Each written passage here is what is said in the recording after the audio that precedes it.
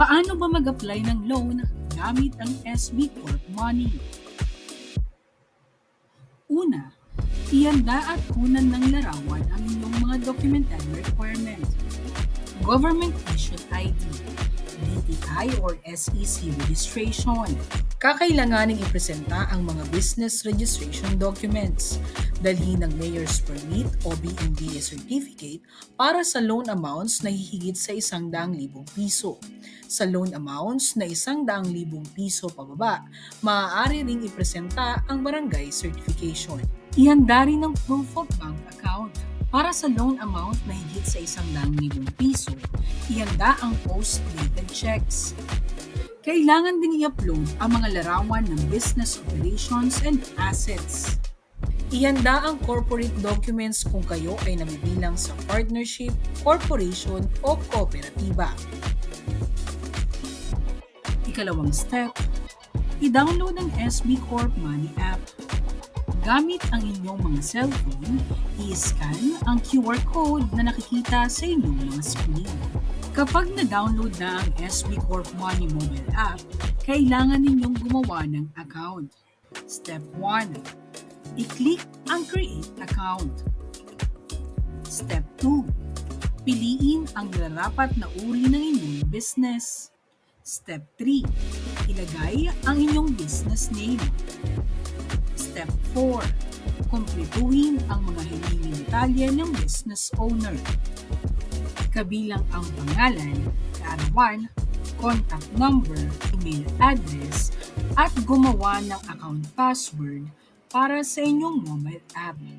Step 5. Ihanda ang sarili para sa gagawing face verification. Para sa account creation, makaka-receive ng one-time code sa inyong niregister na email address o cellphone number. Isang paalala, siguraduhin tama at kumpleto ang lahat ng detalyeng i-upload sa SB Corp Money mobile app.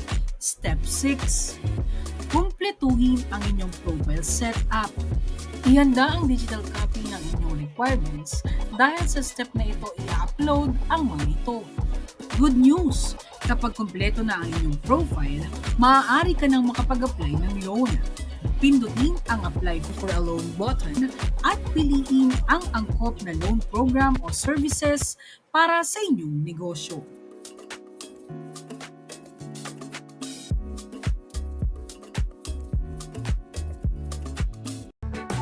Alam mo ba? Ang Pilipinas ang kauna-unahang bansa sa Asia na nakipaglaban at nagdeklara ng kalayaan laban sa kanluraning bansa. Noong Hunyo 12, 1898 sa Kawit, Cavite, idineklara ni Emilio Aguinaldo ang kalayaan ng Pilipinas mula sa mga Espanyol. Dito unang ibinigay ang ating pambansang watawat na tinahi ni Marcela Agoncillo at unang inawit ang Marcha Nacional Filipina na ngayon ay kilala bilang Lupang Hinirang. Ang deklarasyong ito ay hindi lamang simbolo ng pagtatapos ng mahigit 3 siklong pananakop ng Espanya, kundi ito rin ay naging inspirasyon ng iba pang bansang Asyano na nagsimulang lumaban para sa kanilang kalayaan. Kaya tandaan mga kababayan, ang ating kalayaan ay bunga ng tapang at sakripisyo ng ating mga bayani. Ipagmalaki natin ito at pahalagahan araw-araw.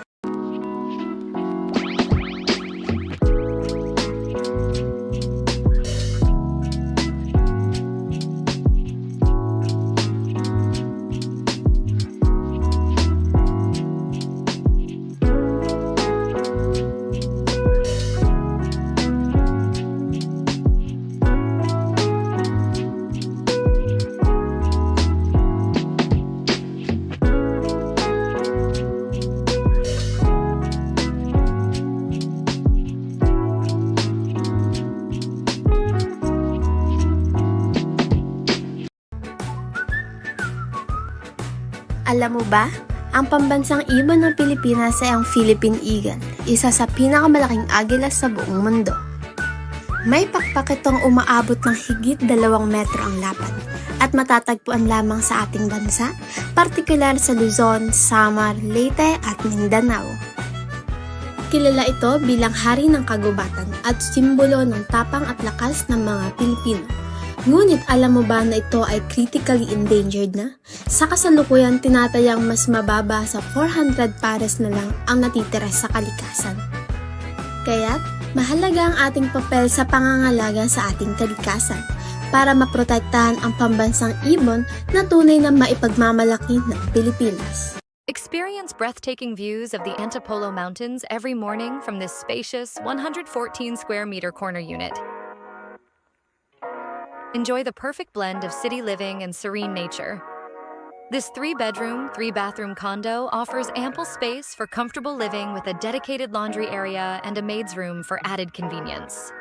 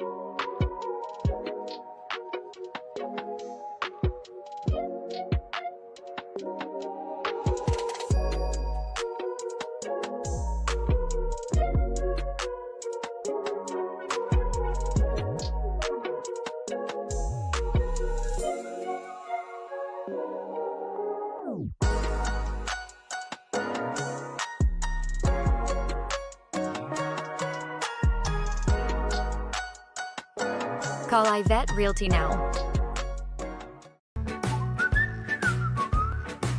Alam mo ba, ang harana at kundiman ay tradisyonal na paraan ng panliligaw at paghahayag ng pag-ibig ng mga Pilipino sa pamamagitan ng pag-awit. Ang harana ay karaniwang ginagawa ng isang binata sa ilalim ng bintana ng dalaga, madalas sa gabi, habang inaawitan niya ng mga kantang puno ng paghanga at pag-ibig.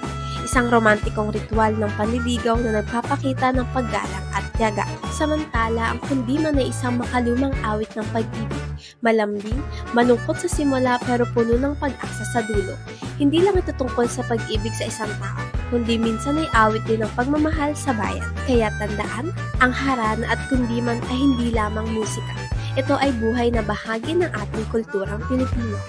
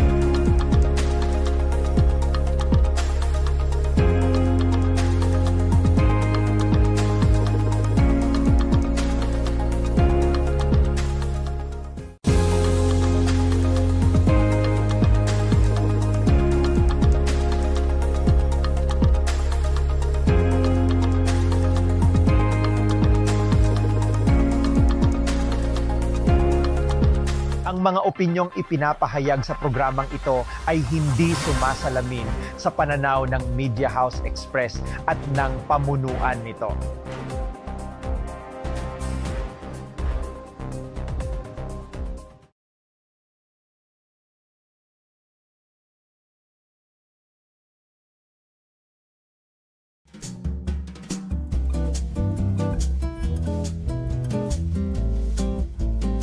Isa Isang magandang morning mga ka-coffee cheers! Indeed, every gising is a blessing. Kaya lalo itong pagandahin sa panonood ng Coffee Tea on Me. Dito lang sa Media House Express. Sumali sa kulitan at balitagtakan kasama si Gia Cruz Buenaventura. Dito lang sa Coffee Tea on Me. Coffee cheers!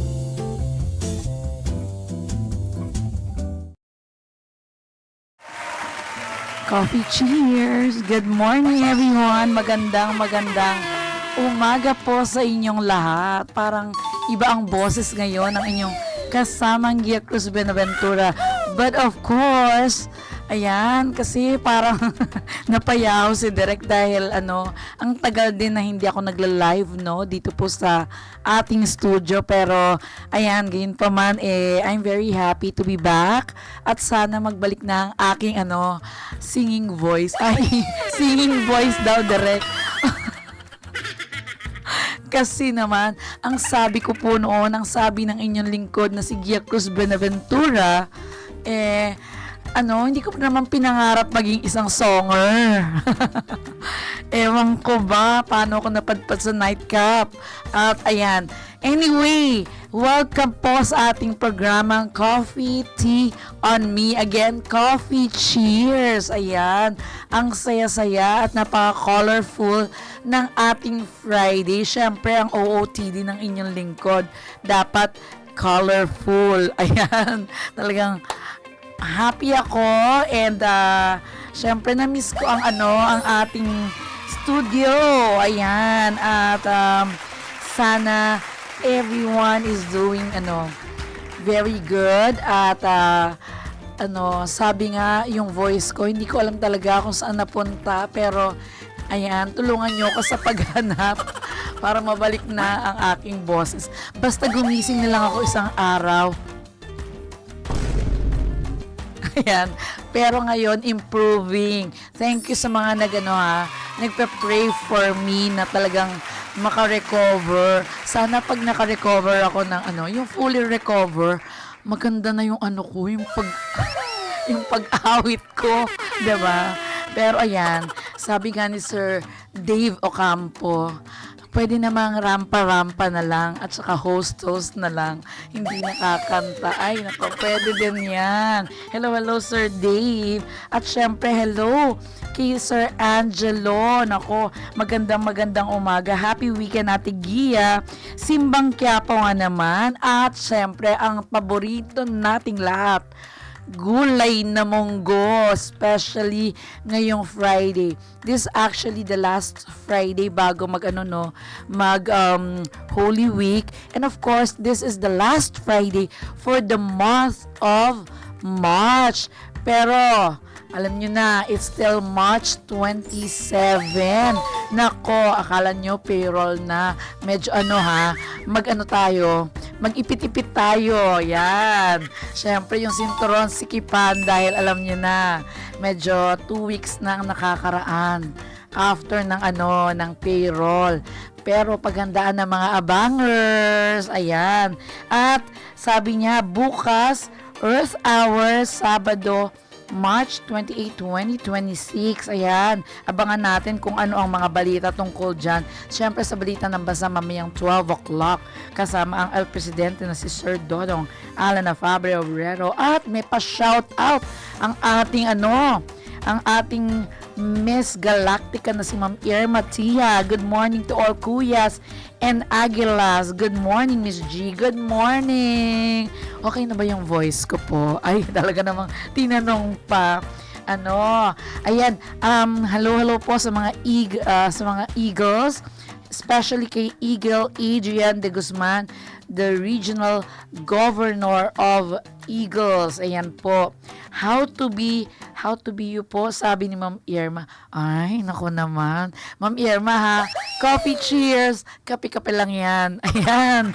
Okay. At syempre, itong araw na to, it's going to be siksik, liglig, at nag-uumapaw because we have, of course, a very special guest and we have a lot of things to tell you. Talaga naman, ako hindi ko alam kung paano ko to pag-squeeze in sa sa 10 minutes. 10 minutes daw. Hindi. Anyway, for those of you who are watching, huwag niyong kalimutan, magparamdam din kayo. Comment at pusuan na ang ating programa.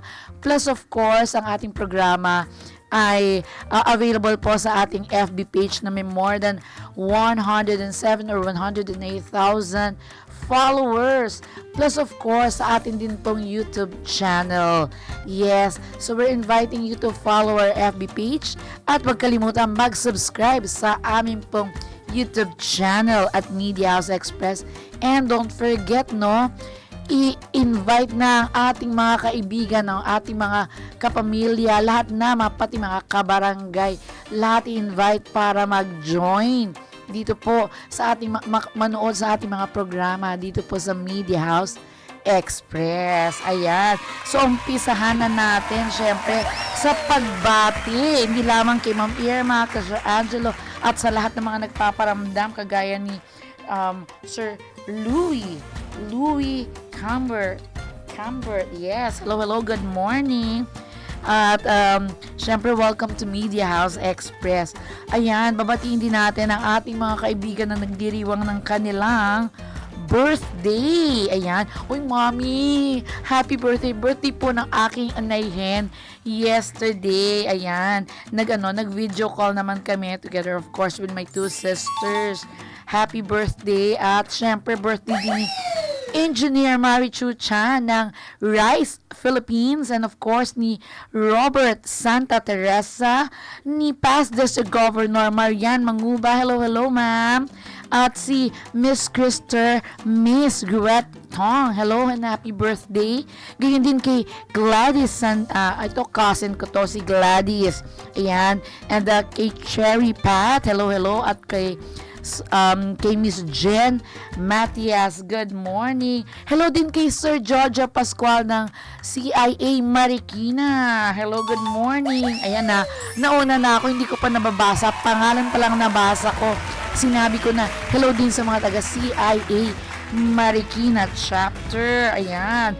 Paramdam din kayo at belated birthday greetings kay Jennifer Mendoza, Maridel Manimtim, Ryan Villanueva, at kay past District Governor Anson Ong ng Lions Clubs International District 301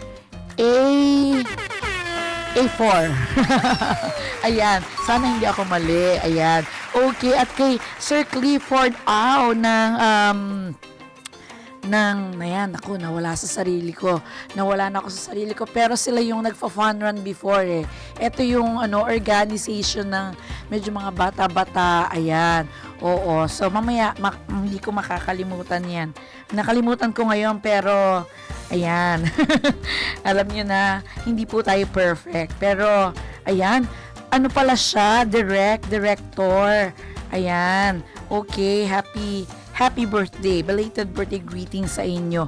At ayan, syempre, since nagsimula na tayo ng birthday greetings, eto naman meron tayong pag-greeting sa President ng Philippine Normal University, ang aking alma mater. Nakita mo ba, Direk? Medyo na lang yung mga pictures ni Sir Bert Tuga. Nakita mo? Medyo nasa ilalim ng konti ng number 4.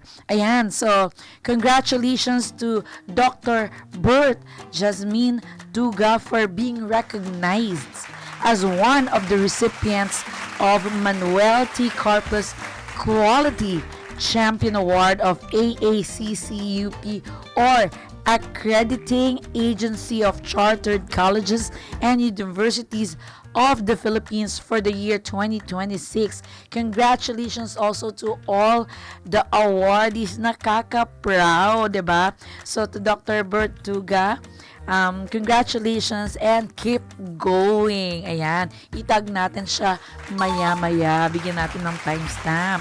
Okay, and also, ayan, so congratulations din and thank you so much. Ito sa BCBP couple na si Bro Bobby and Sis Cheat Hababag. When help is needed, a true BCBP member or members step up. As fuel prices continue to rise, Due to global tensions, many Filipino families are reeling from the pressure. The high cost of fuel leads to an increase in the cost of essential commodities. For drivers of public vehicles, jeepneys, and especially yung mga tricycles, no? The impact is immediate and of course very significant. Every increase in fuel costs reduces the income they bring home, making it harder to provide for their families. But amid these challenges, small acts of kindness shine the brightest. BCBP couple Bro Bobby and Sis Chita Babag chose to respond not just with words but with action. In their Shell station in Cabidan, Sorsogon City, they offer fuel discounts to public utility vehicle or PUV drivers to help ease their worries and burden. Ayan, the rising fuel prices. Bobby, former Bicol Area Managing Director and Chief, are guided by their belief that a little goes a long way, which inspired this meaningful initiative. They offer special discounts, and of course, this effort, which started on March 16, comes at a cost to their business. But for Bobby and Chit, the goal is this: to help drivers continue their work and still bring home something for their families. Yan. In times like this, generosity comes in quiet sacrifices, choosing to give a little more so others can carry on. Bobby and Chit remind us that being a BCBP member, it's not just about the faith we profess, but the kindness we live out. The question for all of us, BCBP members, is simple. Not only BCBP members, but to everyone, is our own little way. In our own little way, how can we help someone today? Ayan po. And if you would like to check on BCBP, you may go to our FB page, BCBP Kapatiran. There you go. Okay, and last Wednesday naman, eto may balikbayan kaming talaga namang entertain daw talaga, oh. So, the BFF of Tita Ganda Rems naman. Ito on the lighter side, ha. Si Tita Maridel, who is a balikbayan, no? And of course, together with Sin Mitch, ayan, medyo sabi nga, nag-dinner kami under the stars by the sea. Ayan na nga, sa Seascape Village. And of course, we enjoyed seafood dishes. O, diba? Ayan, hindi halatang walang boses ang inyo pong lingkod. Ang sarap niyan. Sabi ni tita, yung adobong pusit, syempre, maitim talaga yung tinta. Paano daw kami makakasmile? Wala nang problema sa pag-smile. Basta, alam niyo na, masarap, diba? At saka talaga, ayan, so, ang ngiti at ang pisngi ng inyong lingkod, nag-uumapaw na naman. Ayan. Hindi na may deny-deny yan, ha. Talaga naman. And, ayan. O, diba? Ang gaganda ng picture namin. Pack na pack. O, diba? Ayan. Kaya kung may mga BFF kayo na gusto nyong entertain, pwede nyo po akong isama. PM is the key. O, diba? Talaga naman.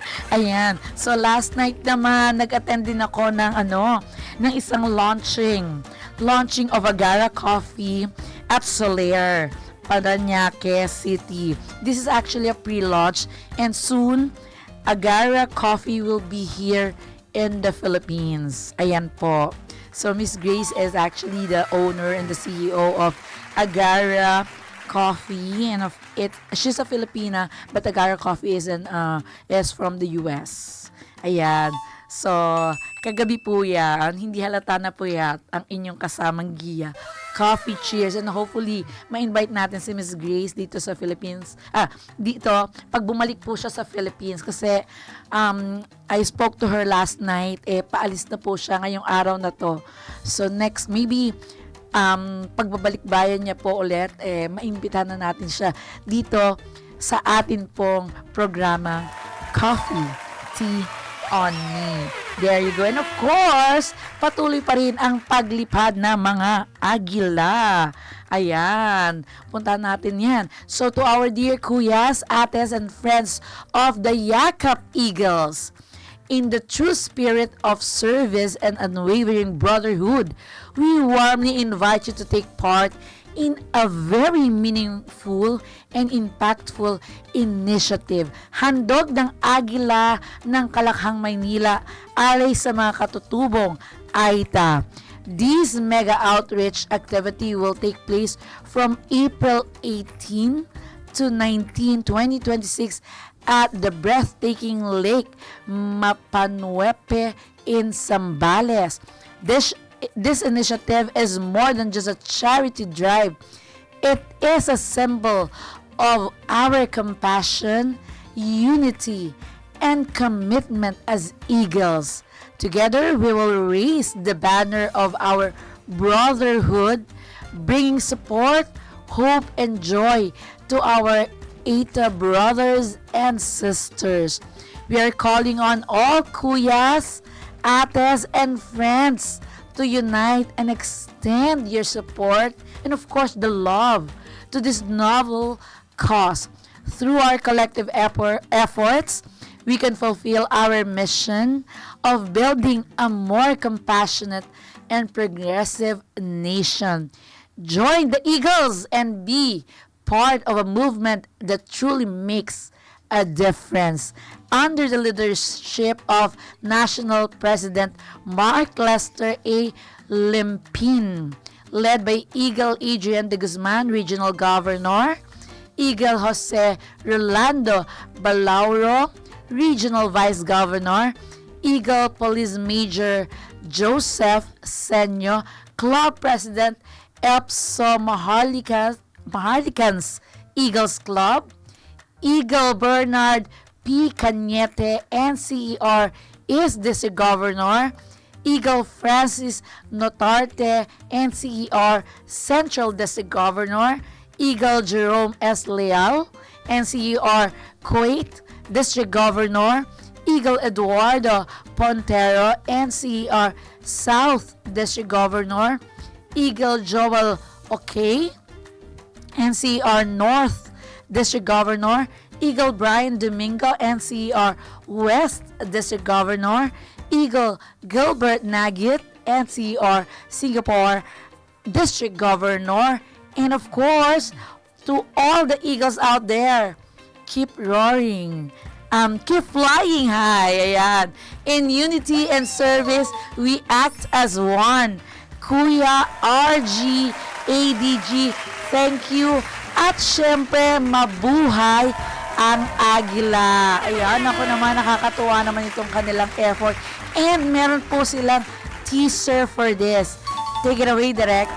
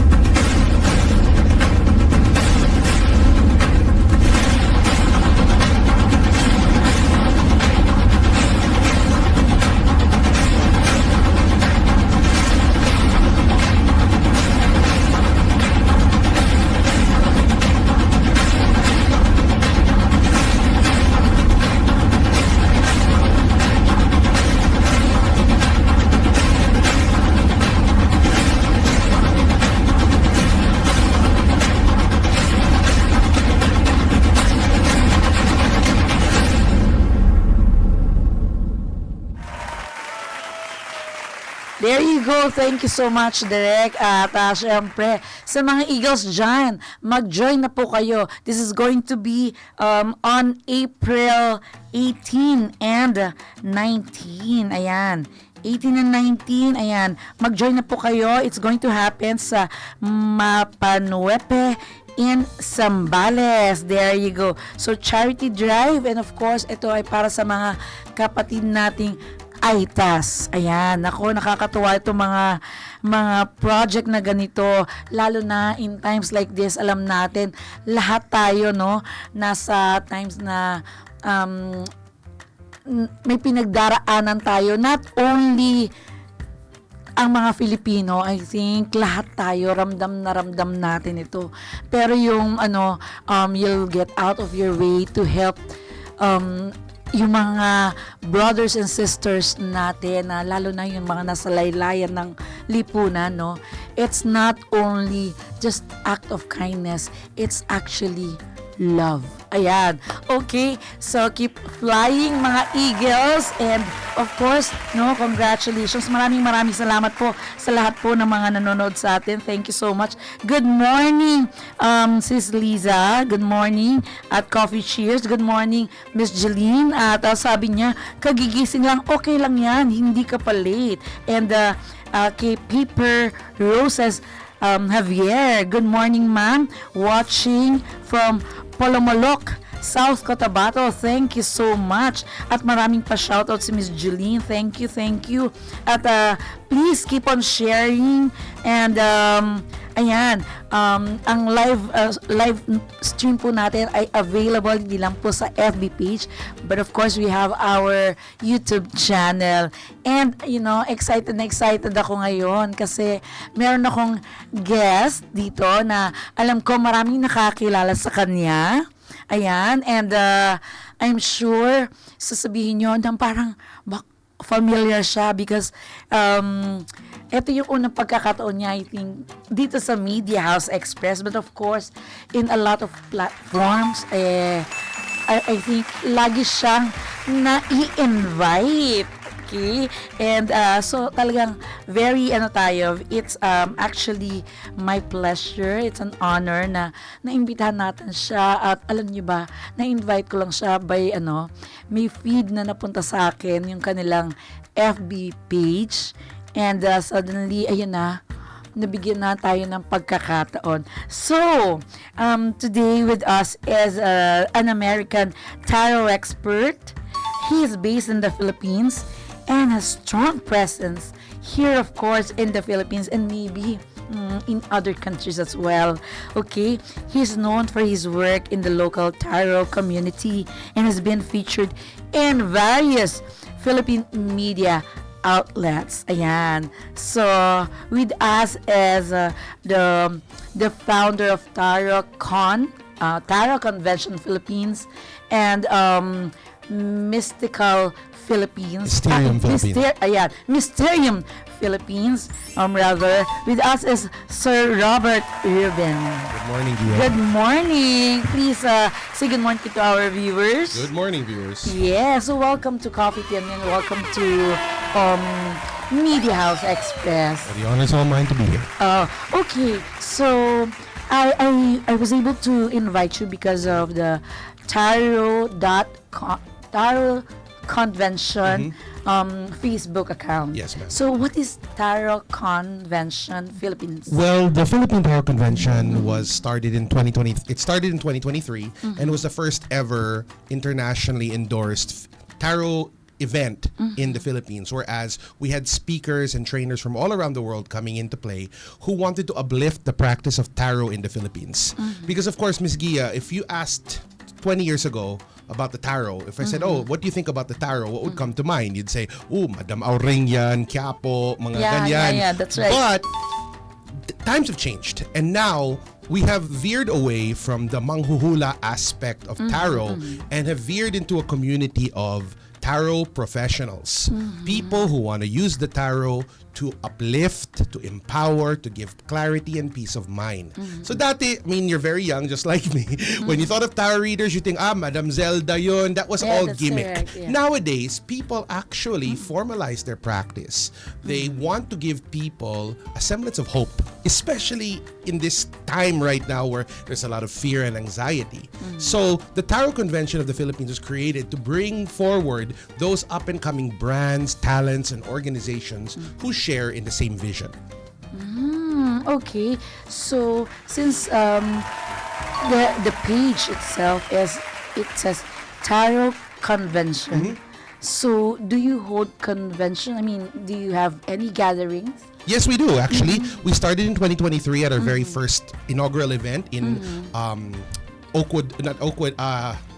Joy Nostalgia Hotel. Of course, since it's the first one, bagong simula, it wasn't as big.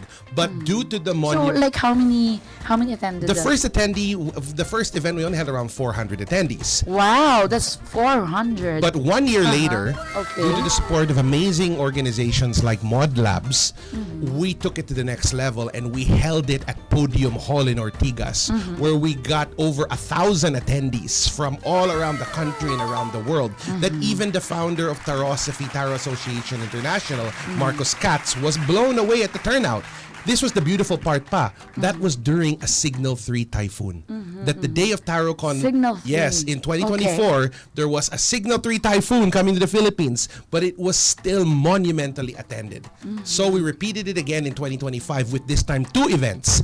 We had the Summer Festival in the Astberry in Poblacion, and we had another one in Podium. So we're having our 5th event this April 26 at the Astberry Poblacion. Oh, okay. So how many attendees are you expecting to be there? The more the merrier. The last Yeah. summer convention we had, we were over 500 attendees because the Astberry is a very intimate venue. It's not very big compared to like Podium Hall. So for our festivals like the spring and the summer festival, we wanted to be a little bit more or less formal, a little bit more casual. But it's not as big of a venue, but it's the perfect place for those kind of events. Oh, okay. So this is interesting. So it's going to be a whole day? Yeah, it's going to be event? 10 a.m. to 10 p.m. 10 to 10 p.m. Yes, Oh, wow. we have speakers, we have activities, we have musical performers, we have vendors, so many things for everybody from the casual practitioner to the seasoned veteran. There will be something for you.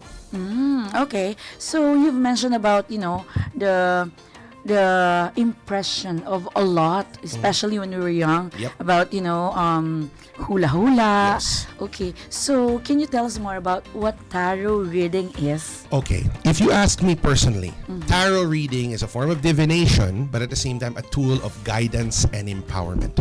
My advocacy has been and always will be that no tarot reading is ever set in stone. Kahit sino, whoever reads for you. It could be me, it could be a reader in Capo, it could be Marcos Katz himself. The reading is never set in stone. Why? Example, Gia, if I read your cards right now and I told you tomorrow, it's set in stone. You're going to go to the casino and bankrupt yourself. Then guess where you're not gonna go tomorrow? The casino, you see? So the power is in the person being read. So as long as you're coming from that viewpoint, you will always have what we call in Mysterium a positive tarot experience.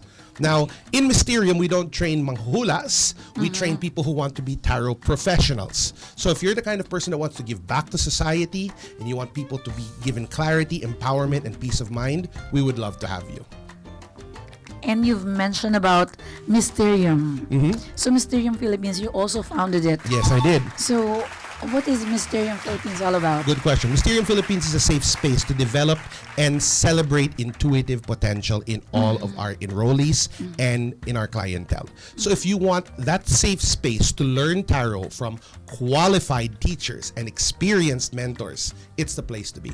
Because of course, if you want to learn it, I don't think you would be able to teach it to yourself alone effectively. It's anything you could learn, even cooking. You could try to learn it, but if you have a seasoned chef who teaches you how to cook, you'll be even better. Yeah, And this is not that's to discount other organizations that teach. It's just we have our brand, and those who want to learn our method are more than welcome to joining us. Okay, and actually I saw from your FB page that there are actually like You call Ate Melly? Yeah, at the Mel. Yes. Oh, yeah, Ate That's Mel. one of our recent graduates who, a lovely older lady with a family. You know, you'd think like, oh, I'm too old for that. No, you're never too old to learn the tarot. The youngest though we'll take will be 16 to 18. 16 with parental consent. Okay. Because the last thing I want is like me teaching a 16-year-old tapos galit mga parents. Okay. Oh, yeah, yeah. But if you're an adult, you can easily enroll with us. But I've had people even up to 70 years old learn No the tarot. age limit. No age limit at all.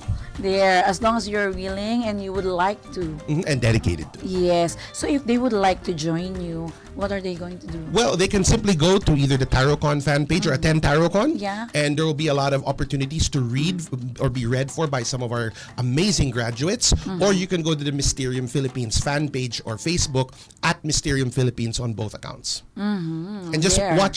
wait for the announcement of the next opening Intro to the Tarot professional program. Okay. So, I'm also interested, Sir Robert.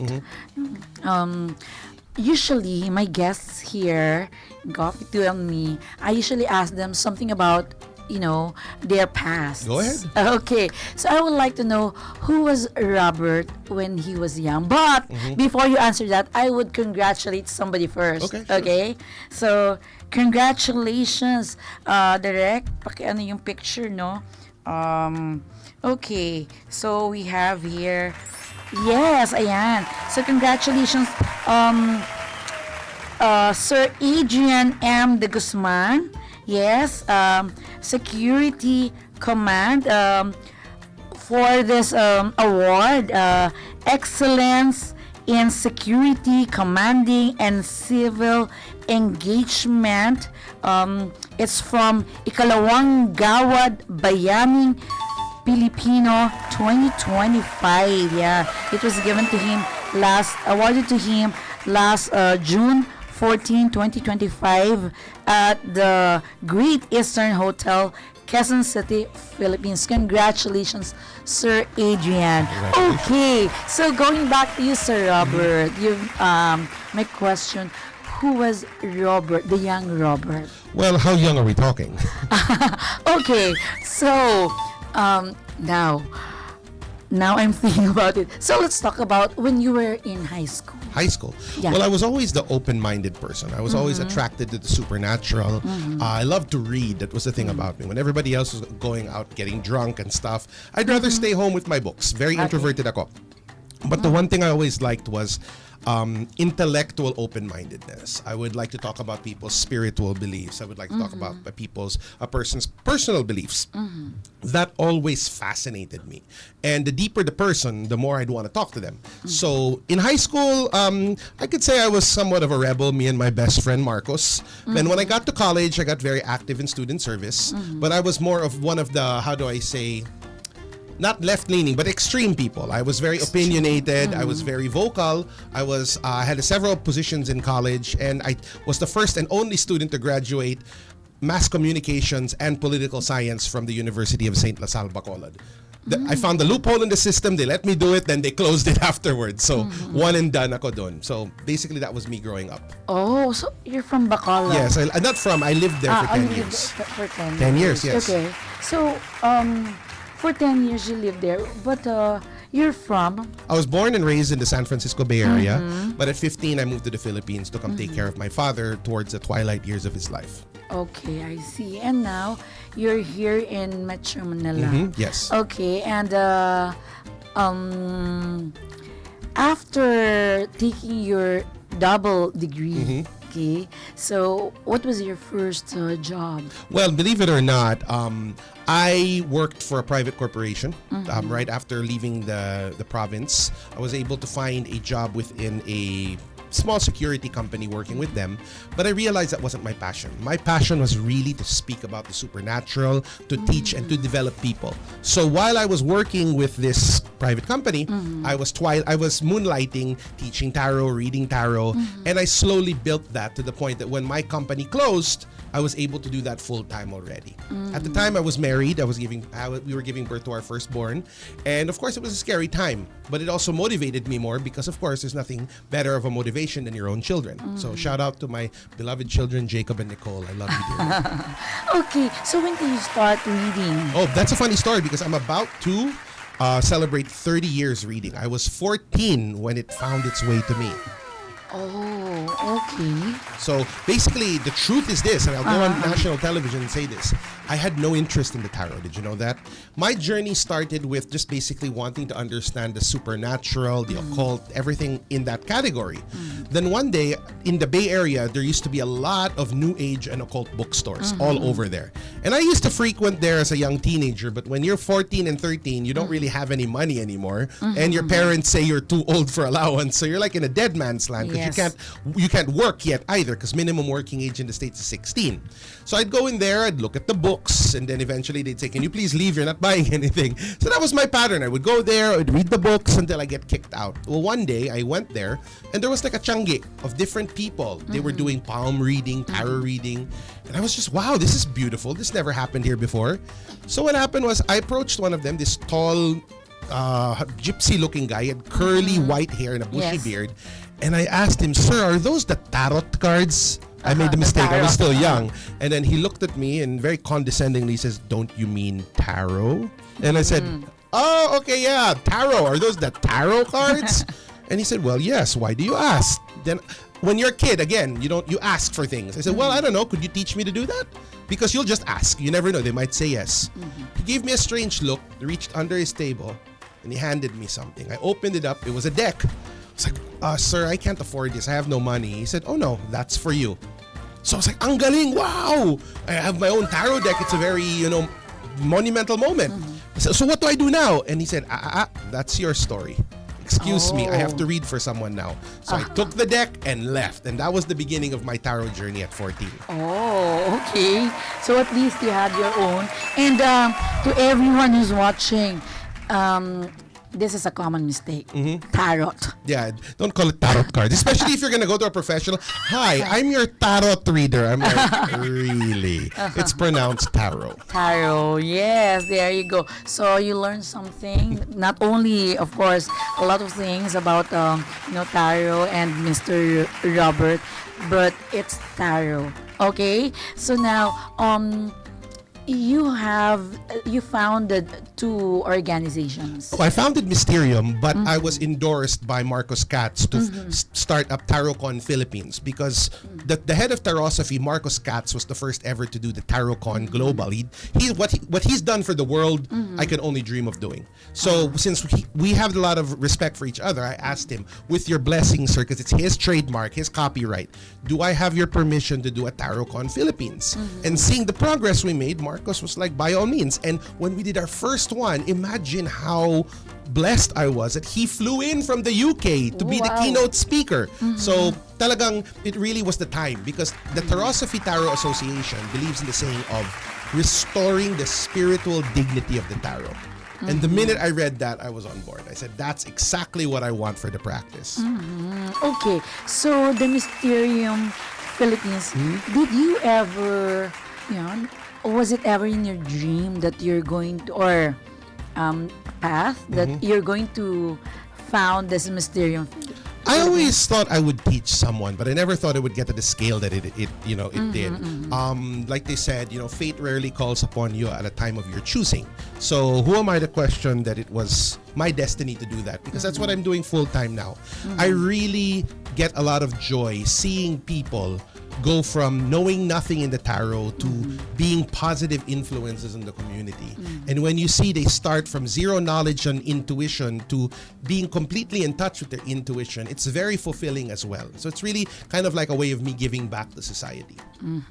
Okay, someone PM me a question. Sure. Okay, so what's the significance of tarot readings in personal growth and self-discovery? That's a very, very good question. One of the best questions you can ask. It shows you not just what's going on in your life. I like to tell people it shows you where you've been. It shows you where you are, but it also shows you where you could be going. It can show you some hidden aspects of yourself or even the energies around you. It can even show you some things that you may not be ready to hear yet, but that the universe is trying to tell you. But of course, everything begins with choice.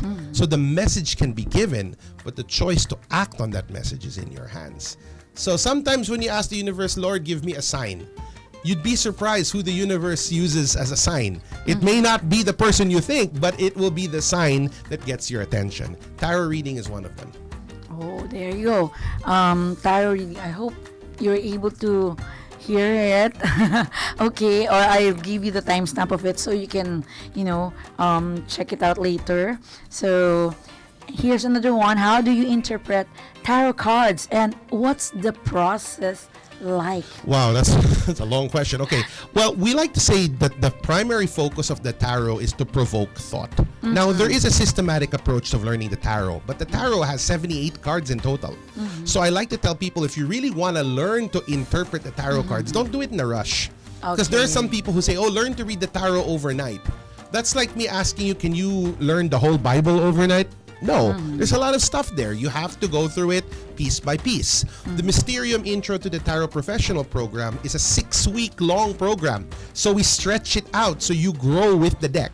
So by interpreting the cards, you interpret them in a way where what is coming to mind when you look at the card. So long as something is entering your mind when you look at the card, you're already leaning towards how the tarot should be interpreted. But another thing is this, there is no one true interpretation. Let me give you an example, Gia. What are the odds that you make coffee the same way I do?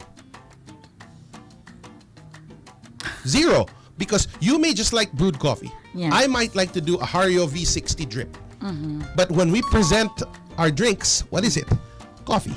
So everybody has their own interpretation of how to do it. Yes. And don't think, my reading is not as eloquent as Sir Rob. It doesn't need to be. I would rather you read authentically than read as a copycat. Very good question. Then a copycat. Yeah, kasi another one, like that's correct. I just said this actually to some of my students. If, let's say I'm your boyfriend, okay? And I wrote you a love letter, but you found out I copied it from somebody else. I'm dead meat. Diba? It's like, how dare you? Yes. Versus, if I wrote a love letter and kahit barok ang English ko, you can see, sweetheart, thank you, I love the effort.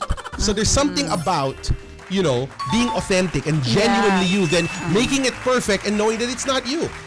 In other words, personalize yan ha. Oo. Lalo na ang love letter. Exactly.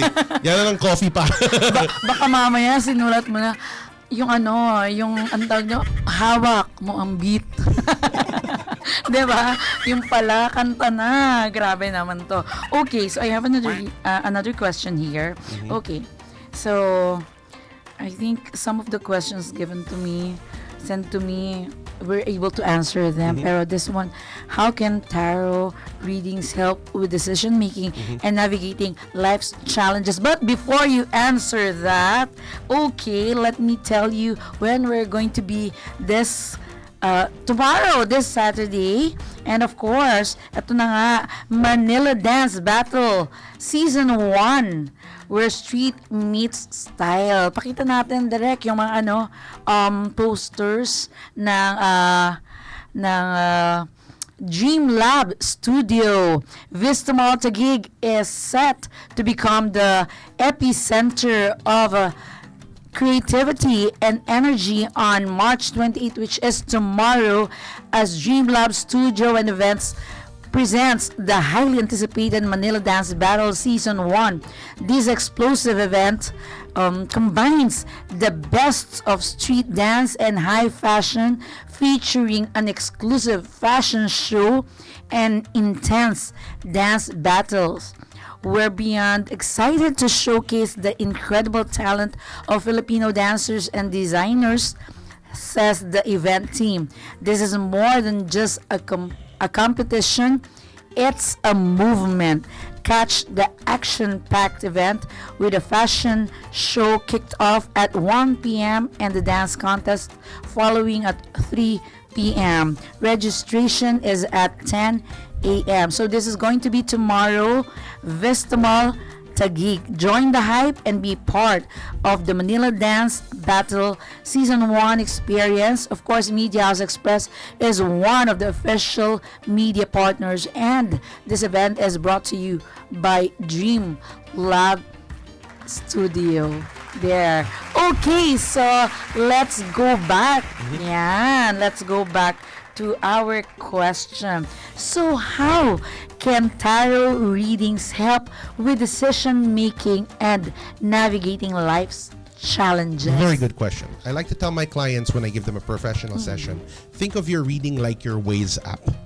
How does it work? It will show you where the traffic is in your life, but it's up to you if you want to enter those points or not. So basically, we show you trajectory. We show the rough direction of where you could be going, but it's up to you how you want to use that information. If you go to the doctor and the doctor says, "Gia, high blood ka," and you keep eating bacon and chicharon, it's yeah. gonna compound. Yeah. But if you actually listen and say, you know what, vegetarian na ako, never again, then you can change your life. So it always goes back to the empowering segment. It can also help you if you're asking, should I take this job? What am I not seeing? Should I trust this person? Is this person being honest to me? Or how does this person feel about me? These are all common questions. Actually, the most two common questions you get asked in a tarot reading is career, love life. Career and love life. Those are the two most Ayan. common by far. So ako sa career na lang. There you go. Career na lang daw. Tsaka na yung love life. Bata pa po ako. Joke lang. Ayan. Okay. So, nga no, talagang a lot of people would really ask agad-agad, love life or career? Yan lang naman talaga dalawa, di ba? Ikaw ba? Ano ang tanong mo? Career ba? Or love life? I-comment mo na yan. Okay, so we have another question here, and this is all about, of course, your your experience. So, can you share a memorable tarot reading experience or siguro yung sabihin na natin, success story? Wow, so many to share with. Yeah. But I have funny ones. I have Okay. memorable ones. But I like the funny one. The funny one is this, okay? This is a funny story where you should not kulit your reader. Because when I was Okay. working for that corporation, it was a Friday. And then the girls Oh, from today is Friday. Yeah, so and there's an old wives' tale. You can only read Tuesdays and Fridays. That's not true. And then the girls from admin knew I read the tarot because they saw me on TV. So they came down to my office and they were like, Rob, hulaan mo ko. I said, I don't do hula. Sige na, you read for me. They were giving me chocolate. I said, I don't want to read. I'm tired. Please, just let me be. And then one of them was very persistent. Sige na, you make hula me. And I'm like, I drew a card. I said, you need to be careful. Baka mabuntis ka. And she said, Che. She was like, bola ka. And then she just walked away, right? Came back Monday. When I walked in the office, her face was white. And I said, what's wrong? And then she said, how did you know I got pregnant? I only found out yesterday. I laughed. I was just like, you made kulit to me. So don't kulit your readers. That's one example of it. So there's so many different cases where somebody who I went to for a reading, it really changed their life. It changed their trajectory. I mean, I even met my ex-wife because of tarot reading. So there's so many different ways that these things can bring value to a person's life. But I think that the pregnancy thing was kind of funny, and I kind of pulled back to that one. Okay, I don't know if it's a success story. No, it was accurate. Yeah, Kasi yeah. like, she actually said she No, I found mean, out. for the one. Well, that's on her already. Okay, your colleague. But any other success story, like, you know? Oh, okay, so many to think of. Okay, I'll just go back to this one. When I was still, before I got married, my then pre-wife approached me for a reading. I didn't know anything about her. She was just a nice lady, and I wish her the best. And she asked me, who am I going to end up with? And a card came out and said, oh, I like this guy. So when you meet him, please introduce him to me. He's my kind of guy. I think we'll really get along. 1 week later, we went on a date only for me to find out that was me. So it was just like, wow, I had no idea. Okay, now we did have a long 12 years of marriage, but you know, some things don't last. So I wish her all the best, but that kind of nailed it on the head, even to the point that I couldn't even see it for myself.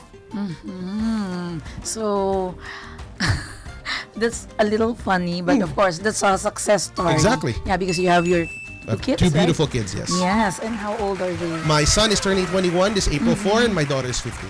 Oh, okay. So, yeah, and you've mentioned about Friday. Yeah. And The Tuesday and Friday. Tuesday, Okay. yeah. There's actually a can study you tell behind us that. more about it? Why do they say only get your readings on Tuesdays and Fridays? Because Tuesday is the day of Mars. In other words, Okay. conflict, guerra, problema. Friday is the day of Venus or Freya, beauty, love life. And the most common topics people ask are about problems and love life. Okay? So, since astrologically it's the day of Mars on Tuesday, the energies around are more attuned to dealing with those kind of questions. And if you're asking about love, the energies around are more attuned for dealing with that issues of the heart because of it being the day of Venus on Friday. So that's why that old wives' tale began. But there's no truth to it. You can have readings any day of the week. There you go. Any day. Any day. Okay. So it's not true that Friday is better because when you go to Quiapo, you would say Friday is the best day because it's Friday and there are a lot of people in Quiapo, right? Yeah, but also I'm not saying that you cannot read or you should only read on those days. It's just more apt. It's basically the astrological weather. So if you have a question about love, ask it on Friday because the energies are more attuned for that. And for those of you interested also, you can tune in to my show weekly Tarot Thursdays on the Mysterium Philippines fan page at 9:30 p.m. All you have to do is share the show on your wall and you can ask me one free question every Thursday night at 9:30. There you go. You can ask a free question. Okay. Somebody's saying hello to you. Hello. Sharon. No. One of my students. Nice to see you at the run. Okay. There. So our show is only until 11 o'clock, but there we had actually borrowed 4 minutes already, but this is really, an honor for me to have you. But I will give you a chance to invite the viewers, our viewers, for your upcoming event. Yes, for all of you out there, if you want to be part of the Philippine TarotCon Spring Festival, it's April 26 from 10 a.m. to 10 p.m. at the Asbury Poblacion, Makati, a very beautiful venue. Thank you to the people at Asbury. You can get your tickets at tarotcon.ph. We are still on standard rate, but the closer we get to the event, it'll move to walk-in rate. So get your tickets now while they're on sale. All tickets come with one free reading courtesy of Mysterium Philippines. So it's a very good way for you to jump into the practice and see, is this the lifestyle for you? Because I'm willing to bet it is. Okay, there you go. And there's another event that is coming up tomorrow. It will start tomorrow. The 51st Izaki Cup PH Open.